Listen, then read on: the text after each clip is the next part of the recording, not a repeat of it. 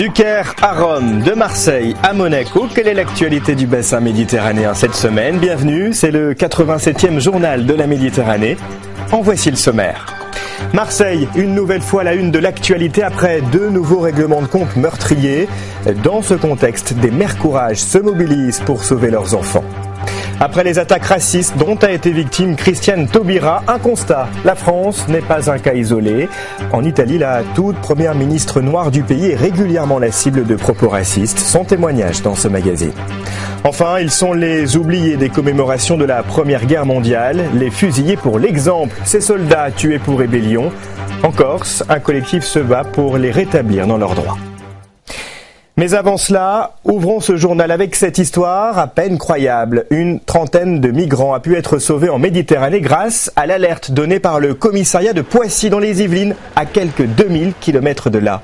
Les explications, Séverine Laraoui, Stéphane Lisné. C'est une alerte comme on en reçoit peu dans ce commissariat. Samedi, un peu avant minuit, un homme se présente à l'accueil.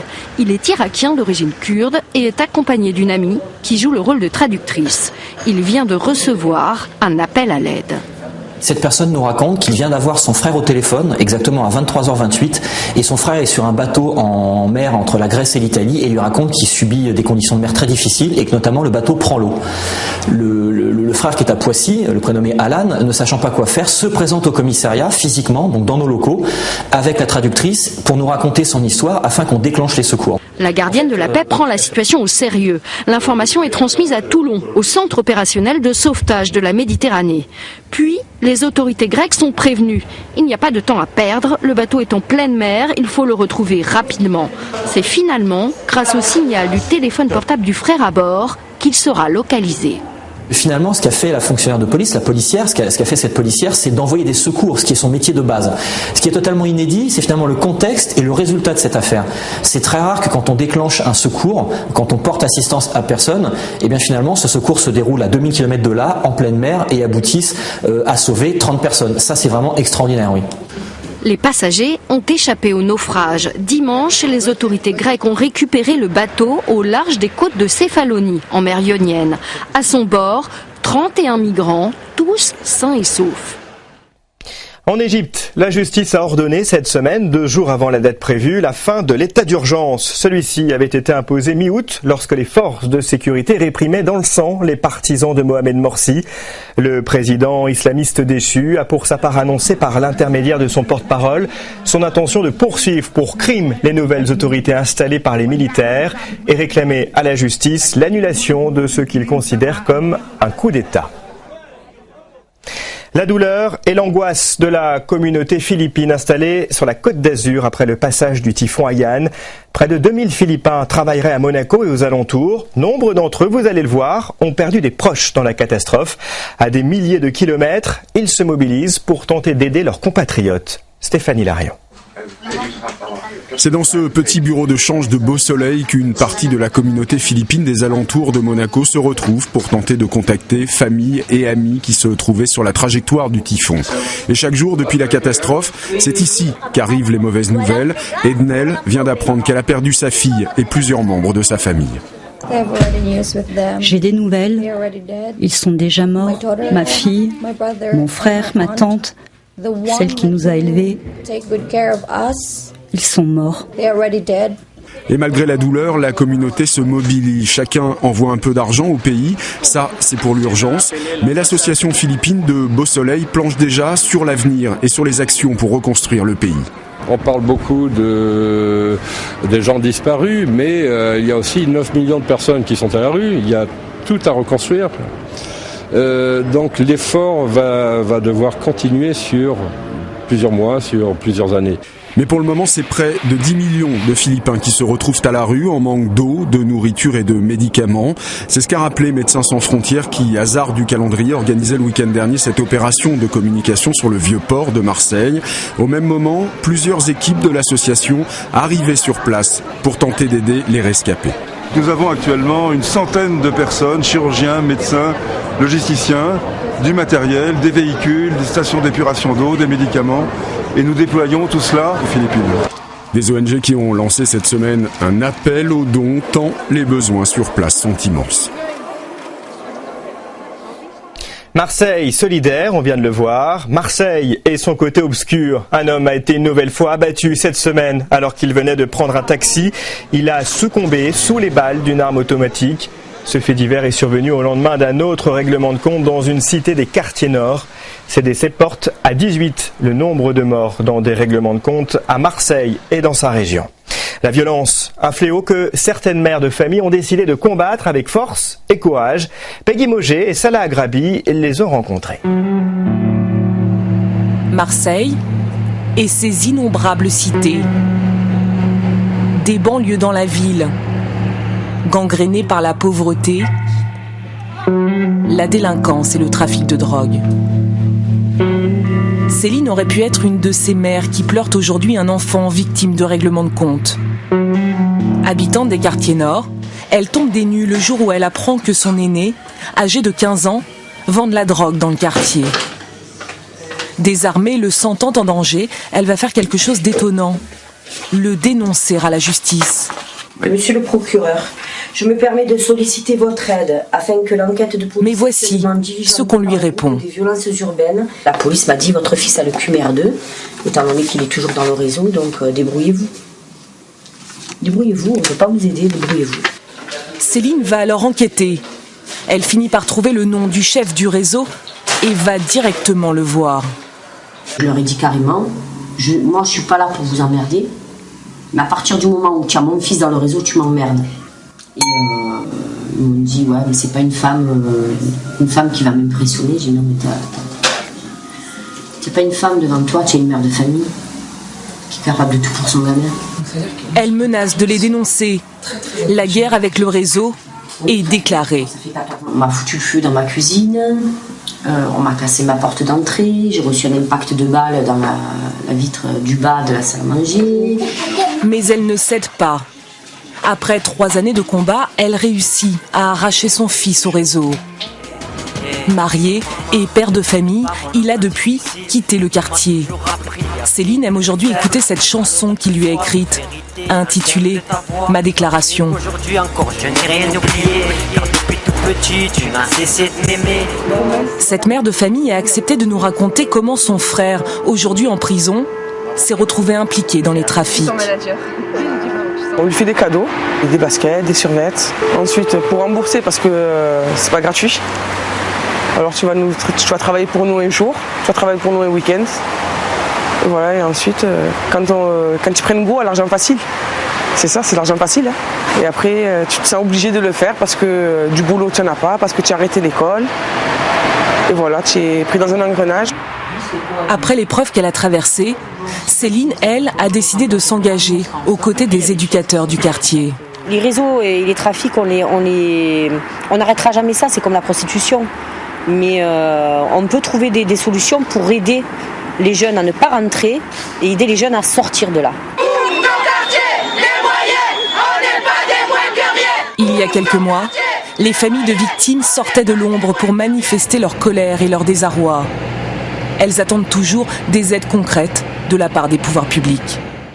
Marseille, toujours, où la garde des Sceaux a posé jeudi la première pierre d'un nouvel édifice de la prison des Baumettes, destiné à accueillir d'ici à 3 ans quelques 400 détenus. Christiane Taubira, qui a une nouvelle fois été la cible cette semaine de propos racistes, notamment à la une de l'hebdomadaire d'extrême droite Minute. Les injures dont a été victime la ministre de la Justice rappellent les insultes racistes proférées à l'encontre de la ministre italienne de l'intégration, Cécile Kyenge, la toute première ministre noire de l'Italie. Depuis sa nomination fin avril et malgré les attaques incessantes, cet ophtalmologiste reste digne. À Rome, Renaud Bernard, Gianna Messina. Escortée 24 heures sur 24, Cécile Kyenge, la première ministre d'origine africaine jamais nommée en Italie, vit sous protection. Parce qu'elle est attaquée sur sa couleur de peau, même si elle refuse de se laisser intimider. Il y a la minorité qui crie toujours plus fort et on doit essayer de crier aussi plus fort. Le fait d'être attaqué, le fait de subir le racisme, le but c'est celui de faire perdre la patience. Cécile Kyenge n'était pas destinée aux ors de la République italienne. Née au Congo-Kinshasa, elle est arrivée comme immigrée clandestine à 19 ans. Elle a ensuite décroché un diplôme d'ophtalmologie, puis a obtenu sa nouvelle nationalité en 1994, et la voici ministre. Giuro di essere fedele alla Repubblica. Très vite, elle a eu droit au détournement de sa photo, exactement comme Christiane Taubira, la ministre de la Justice française. Puis c'est allé plus loin. Une élue locale ouvertement xénophobe a appelé à son viol. Appel au crime signé sur Facebook, même au plus haut sommet de l'État. Cet été, le vice-président du Sénat y est allé de sa comparaison odieuse. Lors d'une réunion, il ne savait pas qu'il était enregistré.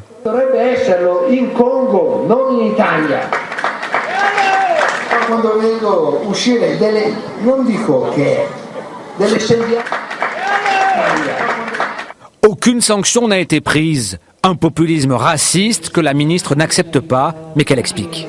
C'est pas une question qui regarde Madame la ministre comme telle, comme personne, mais c'est dû aussi à la crise économique. Les gens cherchent toujours un coupable dans cette crise économique. Mais il y a du travail, parce qu'en Italie, des stades de foot et leur salut fasciste, aux leaders politiques, on est totalement décomplexé avec le racisme. Je vous passe le bonjour de la part de quelqu'un qui s'appelle, attendez voir, c'était un gars bronzé, Barack Obama. Comme en France, les propos racistes sont punis par la loi en Italie, mais les poursuites sont rares. Une pratique que Cécile Kienguet espère bien faire évoluer.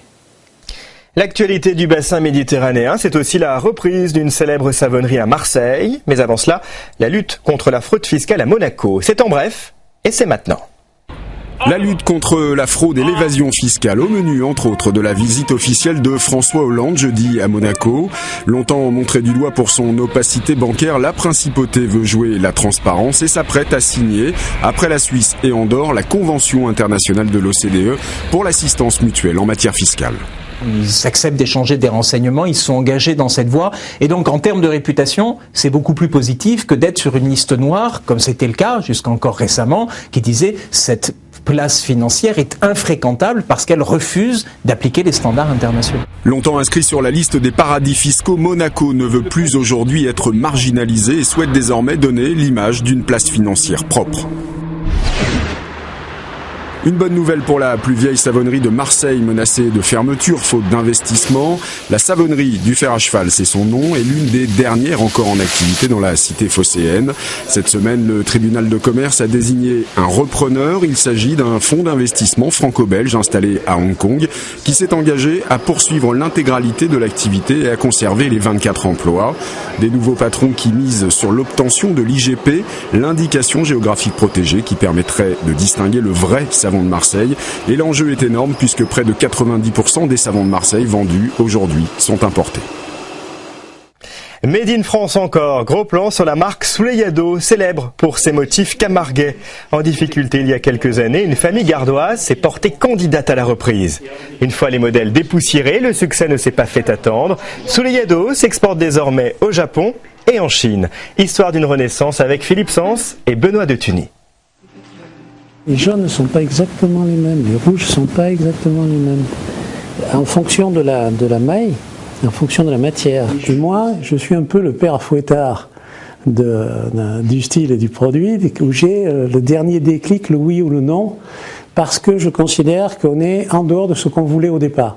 Parce que quand vous êtes créateur, vous créez, et puis alors vous êtes entraîné par la beauté de ce que vous créez. Souleyade, des tissus colorés au motif du Sud, mais une image quelque peu ancienne et traditionnelle qu'il s'est attaché à moderniser, créant près de 4000 nouveaux modèles en 4 ans. La culture n'est jamais figée, et donc la tradition ne l'est pas non plus. Elle est à respecter, parce que c'est bien de voir le passé, les vêtements du passé, etc. Mais ce qui est encore mieux, c'est d'utiliser la richesse de cette création pour des créations des femmes et des hommes d'aujourd'hui. Ça, on a du courage de le mettre sur un short, hein, quand même. Oui, ça c'est vrai. Un nouveau défi pour ce gardois né à Bagnols-sur-Cèze, relevé avec son fils Stéphane, lorsqu'ils apprennent en 2009 que le groupe Nicolin veut s'en séparer, avec de lourdes pertes et une dizaine d'employés seulement. On a appris que Souleyade était en difficulté. Tous les deux, on a réagi en se disant « Attends, c'est pas possible, c'est la marque de notre pays, c'est notre culture, ça peut pas disparaître. » C'était un truc, voilà, on s'est dit là, il faut qu'on bouge.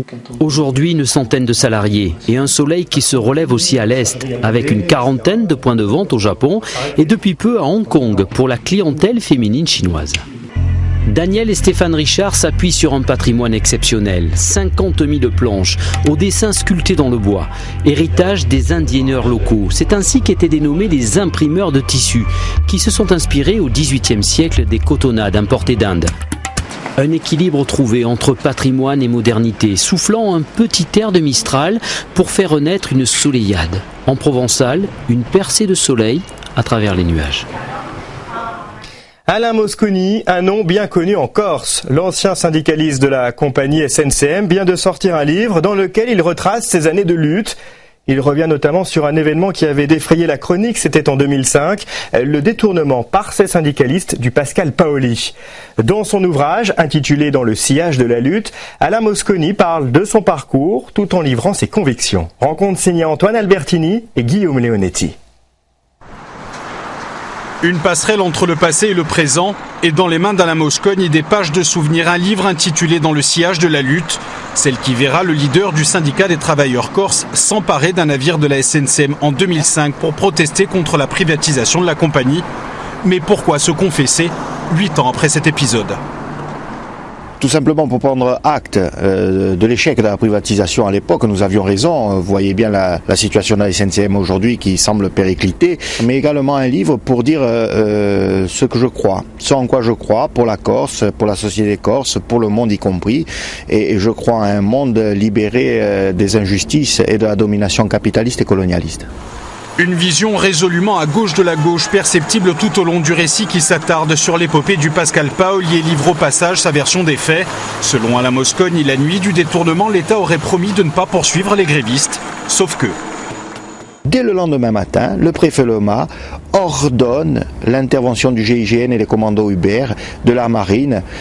En fin de compte, ils se sont fait un petit plaisir, une comédie dell'arte, une petite guerre contre des syndicalistes désarmés. Et une ligne de fermeté due à Dominique de Villepin, alors Premier ministre, en but à Nicolas Sarkozy, son ministre de l'Intérieur. Dans ces pages, une mémoire encore à vif, mais aussi un manifeste politique, idées, convictions réaffirmées, comme la création d'une compagnie maritime régionale. Aujourd'hui, la réalité, c'est que rien n'a fonctionné et que c'est la seule alternative crédible au regard des intérêts de la Corse, des travailleurs et des usagers du service public. Le détournement du Pascal Paoli vaudra 1 an de prison avec sursis à Alain Mosconi. Il lui dit ne rien regretter et recommencerait s'il le fallait, ce qu'il appelle le sillage de la lutte. Embarquons à bord d'un tout autre bateau. Depuis un mois, chaque semaine, nous suivons le quotidien de croisiéristes en vacances sur le Preciosa. Ce gigantesque paquebot sillonne la Méditerranée. Dans ce 5e et dernier épisode, retrouvons Catherine, Marie-France et Jean en Sicile. L'occasion pour eux de gravir l'Etna avant de se préparer pour la soirée de gala du commandant.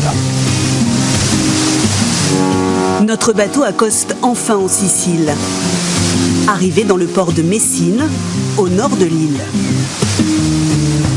Aujourd'hui, une grande journée d'excursion attend les passagers. Catherine est du voyage. Alors il y a un lever de soleil sur la mer, magnifique. Au programme, l'ascension de l'Etna. Il y a 10 jours que l'Etna a commencé une nouvelle phase d'activité.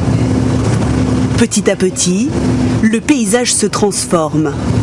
Et après 2 heures de route, le volcan est sous ses yeux. 3345 mètres de haut, un point de vue à couper le souffle sur le cratère principal. Moi je trouve ça gigantesque. J'avais déjà vu d'autres volcans, mais je ne pensais pas que c'était aussi grand, aussi géant. C'est imposant.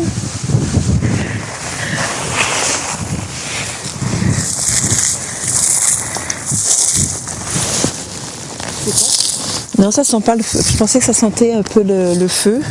C'est la dernière coulée de 2002 qui avait inondé tout le secteur, y compris le parking qui est en contrebas.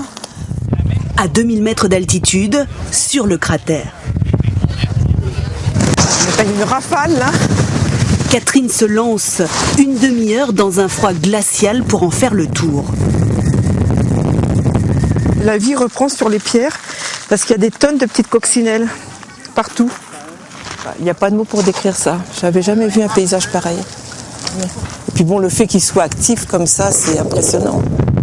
En contrebas, Ce groupe d'amis immortalise l'instant. Jeunes mariés, ils sont venus de Nîmes avec l'intention de ramener un souvenir. 5 10. Oui, c'est 5. Des cristaux de lave taillés sur place. Mais déjà, leurs esprits sont ailleurs. Car à bord se prépare un grand événement. Ce soir, c'est la soirée de gala avec le commandant. C'est la soirée à ne pas louper et à être sur le 31. Donc, c'est pour ça qu'on va bien se préparer. Voilà. Tenue de soirée obligatoire pour le cocktail. Tout doit être parfait. Dans sa cabine, Catherine met la touche finale. Et l'indispensable de sortie. Ça me plaît bien.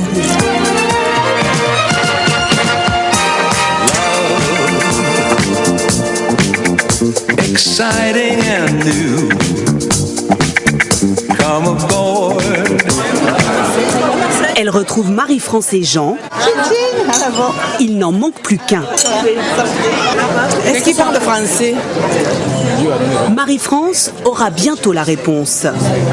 Fond bleu azur, flash, tout est en place pour une séance photo avec l'homme le plus en vue du bateau. Premier pour la pause. Enchanté. Bonsoir. Marie-France et Jean. Merci. Vous avez passé une très bonne croisière. Merci.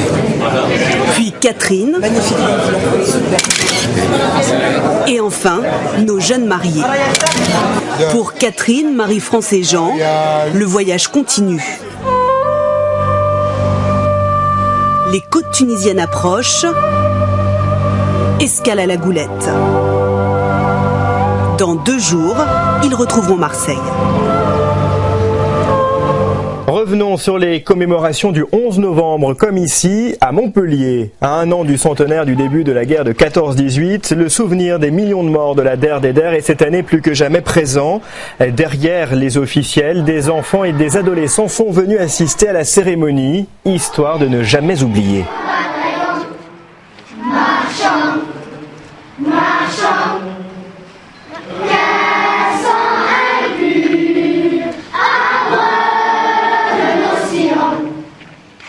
Oublier les soldats fusillés pour l'exemple, le son de ces commémorations et plus largement de cette grande guerre. Ces soldats ont été tués pour rébellion, mutinerie ou refus de combattre et d'obéir.